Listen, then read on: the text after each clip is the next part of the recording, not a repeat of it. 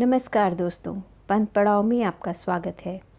आज कहानियों का सफ़रनामा में आपके लिए लेकर आई हूँ कहानी रानी माँ का चबूतरा, जिसे लिखा है सुश्री मनु भंडारी जी ने।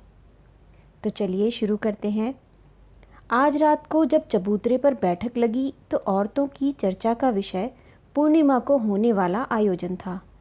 कौन क्या पहनेगी, पूजा की थाली में क्या ले जाएगी, क्या मनौती मांगेगी आदि बातों पर चर्चा हो रही थी कि रामी अपनी छोटी बहन धन्नी को लेकर पहुंची। बूढ़े काका ने अपनी चिलम दूसरे हाथ में थामते हुए कहा, बड़ी देर कर दी रामी, शायद बहन की खातिर में लगी थी। खातिर हम क्या करेंगे काका, बच्चों को सुलाते सुलाते देर हो गई। फिर बूढ़ी काकी की ओर घूमकर बोली, काकी, कल धन्नी को भी रानी माँ के चबूतरे पर दिया जलाने के लिए ले जाना है। ये रानी माँ का चबूतरा क्या है? धन्नी ने कुछ कौतूहल से पूछा। खरबूजे के सूखे बीजों को छीलती हुई काकी बोली, वाह, कल से तुम यहाँ आई हो और रामी ने तुम्हें चबूतरे की बात भी नहीं बताई। क्या बताएं बेटी, हम भागवान हैं जो रानी माँ के नगर में बसते हैं। बड़ी भागवंती नारी थी। आज भी मुझे वो दिन याद आता है तो आंखों से आंसू निकल जाते हैं। और बड़ी श्रद्धा से गदगद हो बूढ़ी काकी ने काम को बीच में छोड़कर स्वर्ग में बसने वाली रानी माँ को प्रणाम किया। बस्ती वालों के लिए यह कथा कोई नई नहीं थी, फिर भी दत्तचित्त होकर उस कथा को ऐसे सुनने लगे जैसे पहली बार सुन रहे हों।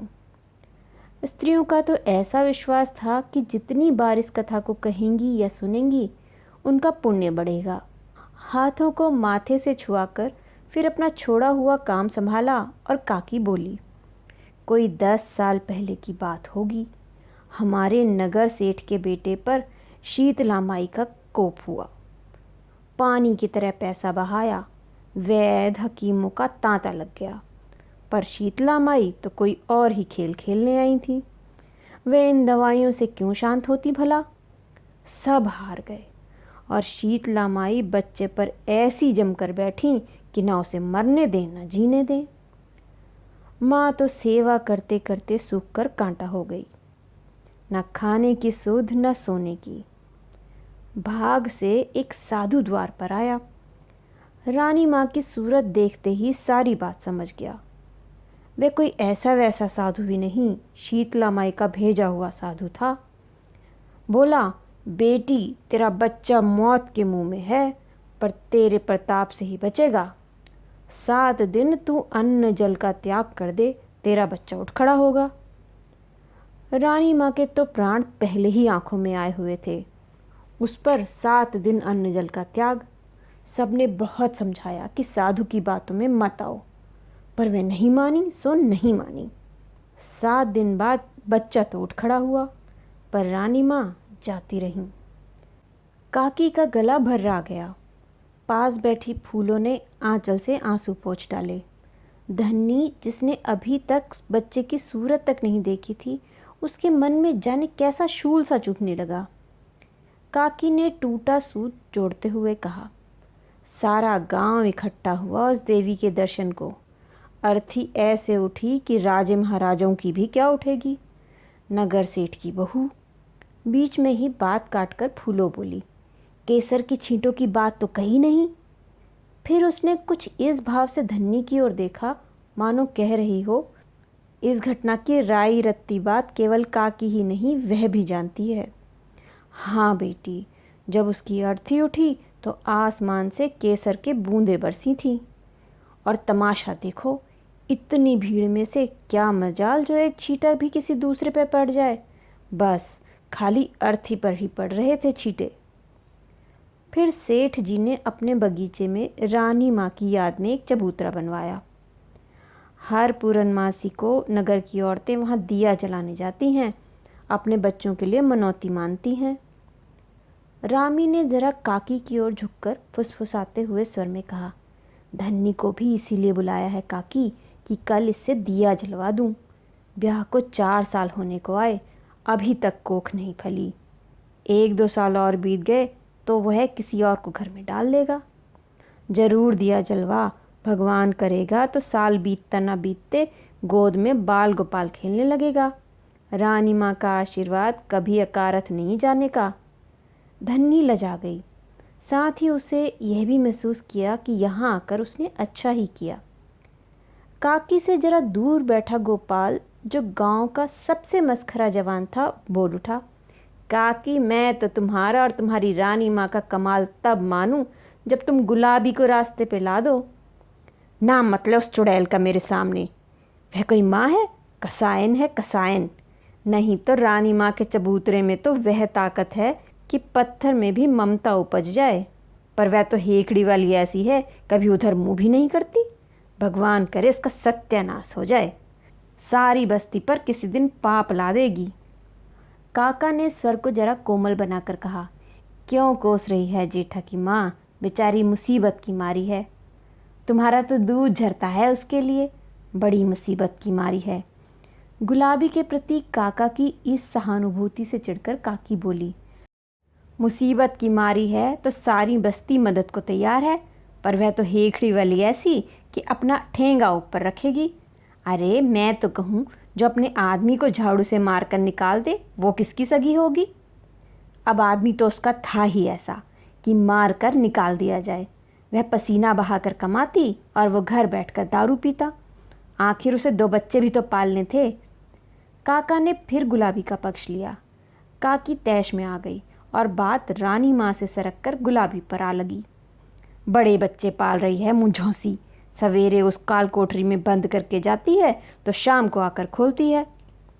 गुलाबी के बगल की कोठरी में रहने वाली रामी बोली, काकी धन्नी तो आज ही कह रही थी कि जीजी मुझे दिला दो एक बच्चा, मैं पाल लूँगी। वह क्यों देने लगी? वह तो उनको कोठरी में बंद करके मारेगी। काकी अपना वाक्य पूरा भी नहीं कर पाई थी कि दूर खड़ी एक छायाकृति पास आई और बोली, मारूंगी तो अपने बच्चों को मारूंगी, तेरे बच्चों को तो नहीं मारूंगी। तू क्यों मेरे बच्चों की चिंता में सूख रही है? खबरदार, जो आगे से नाम लिया मेरे बच्चों का, बड़ी धर्मात्मा बनी बैठी है। गुलाबी की उपस्थिति से क्या स्त्री वर्ग और क्या पुरुष वर्ग, दोनों ही जरा चौंक पड़े। काकी ने बात संभालते हुए कहा, क्यों बिगड़ रही है गुलाबी, हम तो तेरे भले की बात कह रहे हैं। बंद करके जाती है, कभी गर्मी में अंदर ही अंदर घुटकर मर गए तो 5 पैसे का प्रसाद चढ़ाऊंगी, पर मरे तो मेरी जान को लगे हुए हैं निगोड़े। तू तो प्रसाद चढ़ाएगी, पर सारी बस्ती को तो हत्या लगेगी। हमें क्यों पाप में सान रही है? बड़े आए बस्ती वाले। पहले कोठरी खोलकर जाती थी तो मेरा छोरा सरकते सरकते मोरी में आकर गिर गया, किसी ने उठाया तो नहीं। बड़े अपने को बनते हैं। छोरा भी तो जाने किस माटी का बना हुआ है, सारे दिन मोरी में सड़े पानी में सड़ता रहा, पर मरा नहीं। मर जाता तो पाप कटता। गुलाबी क्रोध में बड़बड़ाती गली के नल पर चली गई। कहो काकी कैसी रही? गोपाल ने छेड़ते हुए पूछा। कौन मुँह लगे इस चुड़ैल के? पर काकी का मन इतना खिन्न हो उठा कि वे अपने बीजों की पोटली उठाकर चल दी। धीरे धीरे सभी उठकर चले गए और चबूतरे की सभा विसर्जित हो गई। सवेरे 7 बजे ही सीटी बजी तो गुलाबी ने एक झटके के साथ अपनी कोठरी का दरवाज़ा बंद किया। उसे बगल की कोठरी में से रामी धन्नी की फुसफुसाहट सुनाई दी। बिना पूरी बात सुने ही वह भपक उठी। जितनी बातें बना सको बना लो चुड़ैलों, मैं तुम्हारी दबैल नहीं जो डर जाऊंगी। रामी ने वहीं बैठे बैठे हाँक लगाई। अपने रास्ते लग गुलाबी, किसका हिया फूटा है जो सवेरे सवेरे तुझ नास पीटी का नाम लेगा? गुलाबी कुछ कहती उससे पहले उसके 2 साल के बच्चे का क्रंदन कोठरी की दीवारों को चीरकर गली के सुनसान वातावरण में फैलने लगा। झल्लाकर उसने कोठरी खोली और अपनी 9 साल की लड़की मेवा की पीठ पर एक लात जमाते हुए बोली, 9 बरस की धींग हो गई है, एक बच्चा नहीं रखा जाता? चल उसे गोद में उठा कर रख। और उसी झल्लाहट में उसने कोठरी बंद कर दी और दौड़ पड़ी। 7 की सीटी बज चुकी थी। वह जानती थी कि अब यदि वह सारा रास्ता दौड़कर ही पार नहीं करेगी तो ठेकेदार वहाँ बैठी अनेक उम्मीदवारों में से किसी को भी काम दे देगा और वह आज की मजदूरी से जाती रहेगी। फिर वह सत्तू भी नहीं ला सकेगी, दाल भी नहीं आ सकेगी। उसने गति और बढ़ा दी। उस समय वह भूल गई कि रामी ने उसे नासपीटी कहा है या उसका बच्चा रो रहा है। शाम को वह लौटी तो क्लांत हाथों से उसने कोठरी का दरवाज़ा खोला। देखा, मेवा एक कोने पे लुढ़की पड़ी सो रही है और 2 साल का वह मांस का लोथड़ा मैले में सना हुआ मिमिया रहा था। रोने की ताकत तो उसमें शायद रही ही नहीं थी। गुलाबी ने एक पूरे हाथ की धौल कोने में सोती हुई छोरी की पीठ में जमाई। पड़ी पड़ी सो रही है चुड़ैल, चल उठकर चला चला। और वह उस मैल में सने बच्चे को उठाकर गली के नल पर चली। बराबर उसके मुंह से गालियां बरस रही थी। चबूतरे पर उस समय काका अकेले बैठे थे। गुलाबी को बड़बड़ाती जाता देखा तो टोक दिया, किसे कोस रही है गुलाबी? अरे तू कभी तो हंस बोल लिया कर। हंस बोलकर मुझे किसी को रिझाना नहीं है, बड़े आए सीख देने वाले। तुम्हें तो नहीं कोस रही, कोस रही हूँ तो उस दारूखोर को जो मेरी जान को ये कीड़े मकोड़े छोड़ गया। और मैं तो तेरे भले की बात कह रहा हूँ, 4 जनों के बीच आकर बैठा कर तो तेरा मन थोड़ा बहल जाए, पर तू तो सबको काटने को दौड़ती है। हाँ हाँ, मैं तो कटखनी हूँ, क्यों मेरे मुंह लगते हो? ज़्यादा बकवास की तो 2-4 तुम्हें भी सुना दूंगी, बड़े आए दर्द दिखाने वाले। और वह भनभनाती हुई नल पर चली गई। छोकरे को धोया, कपड़ा धोया और बड़बड़ाती अपनी कोठरी की ओर चल पड़ी। काका ने फिर उसे नहीं टोका। चूल्हे पर दाल चढ़ाकर बच्चे को गोदी में लेकर वह सुस्ताने लगी। सारे दिन की कैद भोगकर मौका पाते ही मेवा कोठरी से बाहर भाग गई। जब दाल सत्तू तैयार हो गया तो गुलाबी ने मेवा को खाने की आवाज़ दी। मेवा आई तो उसके हाथ में कांच की हरी चूड़ियाँ चमक रही थी। गुलाबी की नज़र पड़ते ही उसने पूछा, ये चूड़ियाँ कहाँ से लाई हैरी? मेवा चुप। मैं पूछती हूँ, ये चूड़ियाँ कहाँ से लाई? मेवा चुप। सुनाई देता है क्या? बहरी हो गई है? और तड़ातड़ चांटे पड़ गए उसके गाल पर। चोरी करके लाई है ना? आज सब तो चबूतरे पर दिया जलाने गए हैं, किसी के घर से चुरा कर लाई है? क्यों? चोटी हरामजादी। मुंह से गालियां और हाथों से चांटे पड़ने लगे। मेवा ने चीख चीख कर सारी गली को सर पर उठा लिया। तभी दिया जलाकर लौटी हुई रामी धन्नी आ पहुंची। अरे अरे, छोरी के प्राण लेगी क्या? मेवा को अपनी तरफ खींचती हुई रामी बोली, मैं इसकी खाल खींच कर रख दूंगी। तू बीच में मत बोल रामी, नहीं तो सच कहती हूँ 2 हाथ तेरे भी पड़ जाएंगे। मेरी छोरी चोरी करे, चोरी करे। और उसका स्वर भिंच गया। देखते देखते खासी भीड़ जमा हो गई। जरा सा अवसर मिलते ही गुलाबी फिर एक चांटा जड़ देती। बूढ़े काका मेवा को दूर ले गए। तब गुलाबी चिल्लाई, छोड़ दो काका, मेरी छोरी को कहीं ले गए तो ठीक नहीं होगा। आज तुम उसे बचाने आए हो, कल तुम ही लोग उसे चोटी कहते फिरोगे। किसी ने स्थिति को संभालने के लिए कहा, चोरी नहीं की है उसने, वह तो रामेश्वर ने दी है उसे, नाहक मार दिया बच्ची को। दी है तो क्यों दी है? हम क्या भिखमंगे हैं जो किसी का दिया पहनेंगे? आज मेरे घर में कोई मूंछों वाला नहीं बैठा तो तुम सब लोग भीख देने चले हो। थू है उन पर, बड़े आए दया दिखाने वाले। मेवा को काका के पास सुरक्षित समझकर सबने सोचा कि अब इस गुलाबी से बहस करना बेकार है, एक की 4 सुनने को मिलेगी। सो सब चुपचाप खिसक गए। धन्नी, जो आज रानी माँ के चबूतरे पर दिया जलाकर जाने कैसी कैसी आशाएं मन में संजोकर आई थी, बोली, जब ये किसी की बात सुनती ही नहीं तो तुम लोग क्यों इसके पचड़ों में पड़ती हो जीजी? लड़ाई झगड़ा तो चलता ही रहता है। सवेरे नल पर देखा है ना कैसी गाली गलौज होती है, सिर फुटअव्वल की नौबत आ जाती है, पर सांझ को सब जैसे के तैसे। 4 जने रहते हैं तो कहना सुनना चलता ही रहता है बहन। गुलाबी ने कांच की चूड़ियों के टुकड़े बटोरकर अपने लिए एक जगह बनाई और बच्चे को लेकर सो गई। उस रात उसके यहाँ खाना पीना नहीं हुआ। काका मेवा को लाकर छोड़ गए तब उसे मालूम पड़ गया, पर वह फिर भी कुछ नहीं बोली। एक बात उसके मन में घूम रही थी कि उसकी बच्ची ने चोरी की।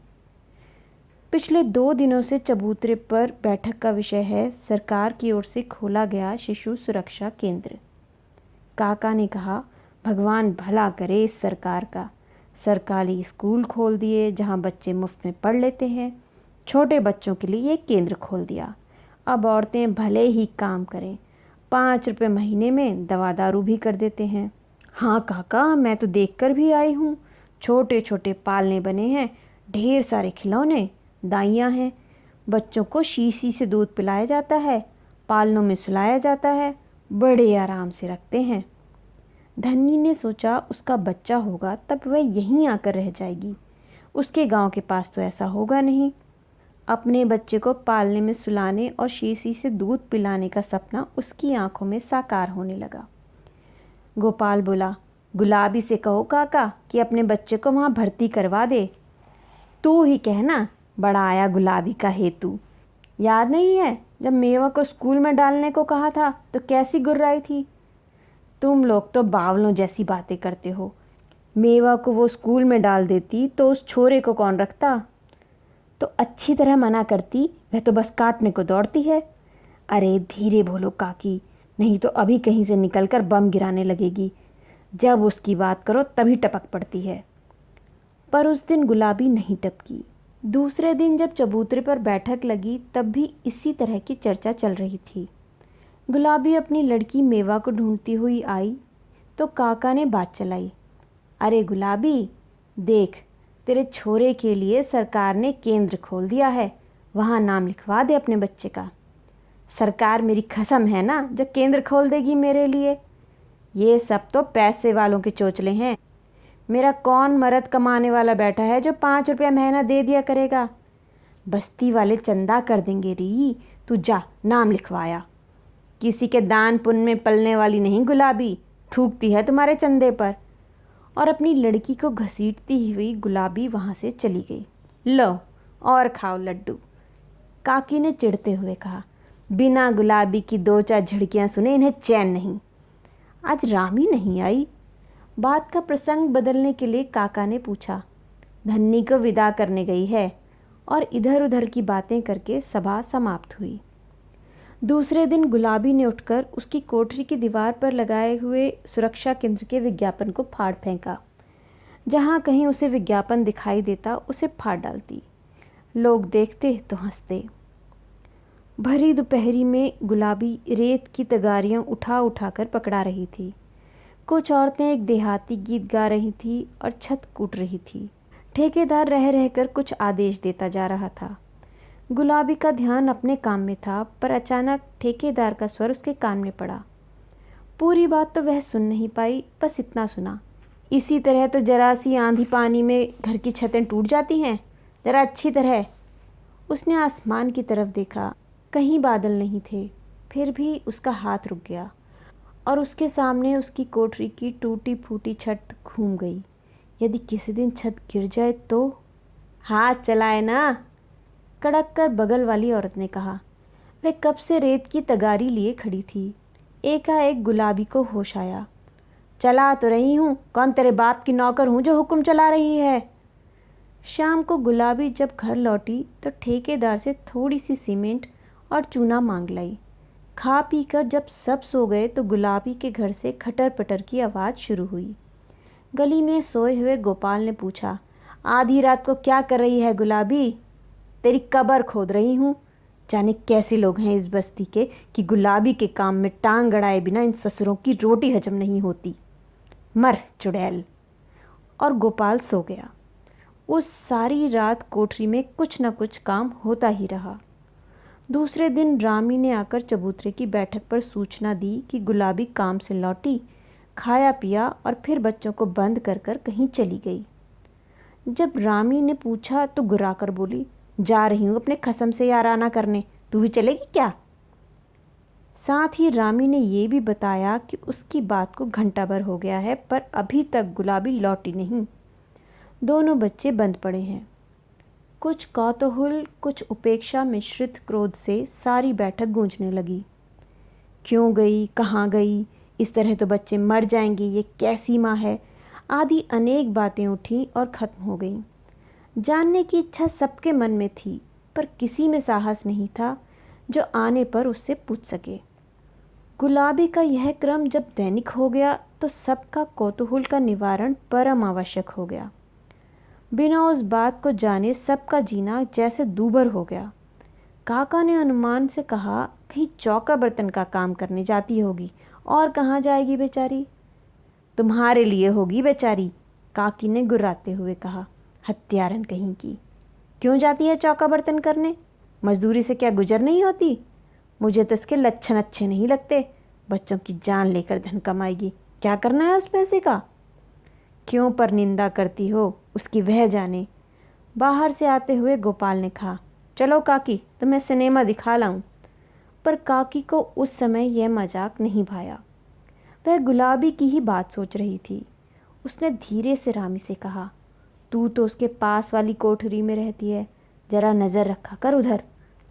10-12 दिन हो गए और यह पता नहीं लगा कि आखिर चुड़ैल बच्चों को बंद करके जाती कहाँ है। कोशिश तो करती हूँ काकी, पर पता नहीं लगता। एक दिन तो मन हुआ कि पीछे पीछे जाऊं, पर उस मुँह झोसी का क्या भरोसा, पलटकर हाथ ही चला दे। 15 दिन और बीत गए, पर कोई नहीं जान सका कि गुलाबी कहाँ जाती है। कुछ तो रहस्य का उद्घाटन ना होने के कारण और कुछ बच्चों की यातना को देखकर सबका आक्रोश बढ़ता जा रहा था, पर गुलाबी से पूछने का साहस किसी को नहीं होता। उस दिन भी बैठक में यही बातें हो रही थी कि रामी ने आते ही खुशखबरी सुनाई। देखा काकी, रानी माँ के चबूतरे पर जलाया दिया कभी अकारत नहीं जा सकता। धन्नी के गांव से चिट्ठी आई है, उसका बांझपन आखिर दूर हुआ।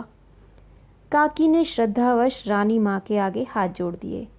गोपाल जब भी काकी को इस मुद्रा में देखता, मजाक करने के लिए उसका मन मचलने लगता। बोला, काकी, सारी बस्ती पर तेरा इतना रौब है तो गुलाबी से दिया नहीं जलवा सकती। कल पूनो है, दिया जलवा दे तो तेरा रौब मानूं। वह जाए ही नहीं तो मैं क्या करूं? झल्लाकर काकी ने कहा। तू कहे तो मैं कंधे पर उठाकर ले जाऊं? हंसते हुए गोपाल ने कहा। जाने कहाँ से गुलाबी वहीं खड़ी थी। यह बात सुनी तो आग बरसाने लगी।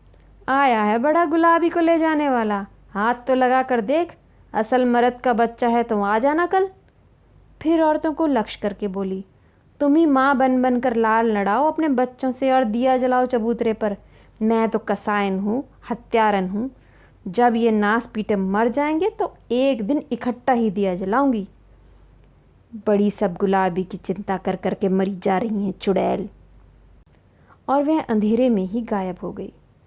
दूसरे दिन जब सब घरों से चबूतरे पर जाने की तैयारी हो रही थी, गुलाबी अपनी कोठरी में बैठकर बच्चों के लिए सत्तू घोल रही थी।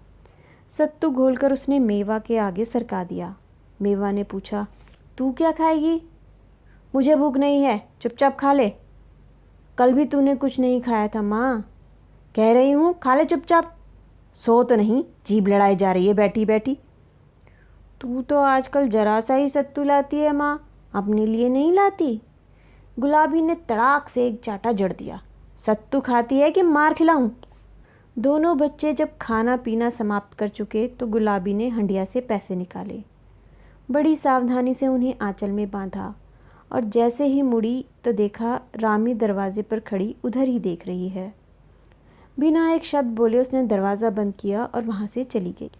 जब सब औरतें वहाँ इकट्ठी हो गईं तो रामी बोली, दैया रे, आज तो गुलाबी ढेर सारे पैसे आंचल में बांध कर गई है। वापस लौट आए तो समझना। पैसे बांध कर? हाँ हाँ, मैंने अपनी आंखों से देखा। मुझे तो लगता है चौका बर्तन की आड़ में कुछ और ही लीला चल रही है। कौन उस पर नियत बिगाड़ेगा, सूखा छुहारा तो है। मर्दों का कोई भरोसा नहीं, जो ना कर गुजरे सो थोड़ा। रामी मुस्कुराई। जब दिया जलाकर औरतें लौटी तो गुलाबी की कोठरी वैसे ही बंद थी। जल्दी जल्दी कपड़े उतारकर चबूतरे पर बैठक हुई। सारी बातें बढ़ चढ़कर बताई गईं। रोज़ कब तक लौट आती है? काका ने पूछा। इस समय तक तो आ जाती थी, रामी ने कहा। आज तो वह नहीं लौटने की, सारी बस्ती का मुंह काला कर गई चुड़ैल। उसके बच्चों को कौन पालेगा अब? चूल्हे में जाएं उसके बच्चे। माँ होकर जब उसको दर्द नहीं आया तो हमें ही क्या पड़ी है। गोपाल ने कहा, चाहे कुछ भी खर्च हो जाए, कल ही जाकर रानी माँ के चबूतरे के पास ही गुलाबी का चबूतरा बनवाऊंगा। जब वहाँ दिया जलाने जाओ तो लगे हाथ गिन गिन कर 10 जूते इष्ट के चबूतरे पर भी मार आया करना। तभी काका ने सबका ध्यान गली की मोड़ की ओर आकृष्ट किया। चांदनी के प्रकाश में सबने देखा कि गली के ही 2 आदमी गुलाबी के अचेत शरीर को उठाकर ला रहे हैं। चबूतरे की सारी भीड़ उस ओर दौड़ गई। क्या हुआ? कहाँ थी? बेहोश कैसे हो गई? प्रश्नों की झड़ी सी लग गई। सबको वहीं छोड़कर काकी और रामी ने उसके अचेत शरीर को संभाला और रामी की कोठरी में लिटा दिया। काका अंदर आ गए, बाकी भीड़ को बाहर ही रखा। पानी के छींटे डालो और हवा करो, काका ने कहा। रामी उठकर पानी लाई और काकी हवा करने लगी। उसका आंचल हटाया तो बोली, हाय राम, इसका पेट तो पीठ से चिपक रहा है।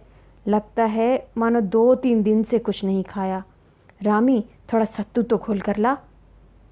देख रही हो, काका ने अपनी नज़र गुलाबी के सूखे मुरझाए चेहरे पर टिकाते हुए कहा। 1 महीने में क्या से क्या हो गई, जैसे बुढ़ापा आ गया हो। 1 महीने से मैंने इसे पास से देखा ही नहीं था। और देखो, इसके कपड़े ढीले कर दो, उमस भी तो कितनी है। काकी ने अंगिया के बंद ढीले कर दिए तो अंगिया से कागज़ की एक पुड़िया सरक कर ज़मीन पर गिर गई। काका ने कहा, देखूं क्या है? काकी ने पुड़िया पकड़ा दी। काका ने दिए के धीमे प्रकाश में पुड़िया को खोला और देखा। कांच की 2 छोटी छोटी हरी चूड़ियाँ और शिशु सुरक्षा केंद्र की 5 रुपए की रसीद थी। तो ये थी कहानी रानी माँ का चबूतरा। उम्मीद है आपको पसंद आई होगी। फिर मिलेंगे ऐसी ही किसी सुंदर कहानी के साथ। नमस्कार।